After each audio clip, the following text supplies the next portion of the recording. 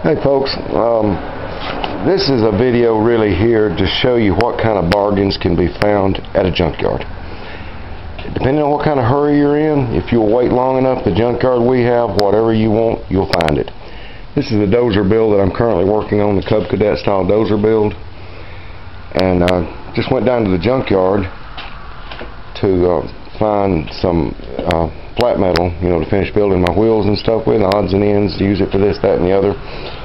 And the last thing on my mind I thought I'd find down there was a push blade. I got over in the pile, one of the piles, looking, and I saw, dang, that looks like a blade off of a tractor or something other. Got to looking, and lo and behold, that is a factory-built blade. The one that's got, see the metal, hardened metal band along the bottom of it, that's sharpened. That thing's almost sharp as a knife down there on the very bottom of it. And I got him to cut it down. They've got another piece of it left down there right now. I'm thinking about going back to get. Let's see here. This blade is a little over 12 inches tall. And the way I had them to cut it, I think it ended up nearly 4 feet. Nearly a 4 foot blade. That's a little bit too wide for my Dozer that I'm building, but I still can trim it down, straighten it up. And I tell you, that's a stroke of luck right there to find that, because that'll save me a lot of work, a lot of time to build that blade.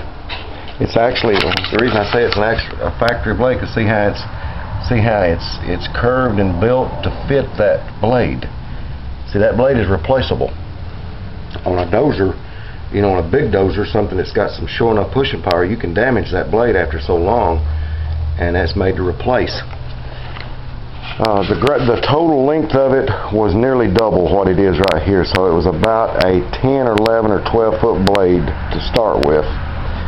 And I figured that looks like, to me, that come off of a grader, a small grader, or one of them big ditch witches, that the state and the county uses to dig pipeline and stuff, and it's got a blade on the front of it that they push the dirt back in, cover up the pipe.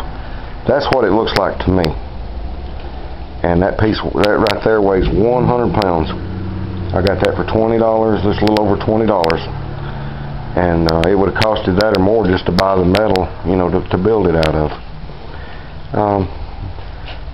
So my point being for this video is, if you'll look long enough, be patient. I don't know how big a hurry you're in on what you're looking for, but the junkyard we have, if you'll be patient and look long enough and just go down there and look around every now and then, you'll find what you need to build just dang near anything. Lawnmower parts of all kinds. I haven't found a real nice hood yet that I'm satisfied with. I'm going to buy me a real nice hood for the Dozer when I get a little bit further along on it. And I did find the metal that I need to finish my wheels.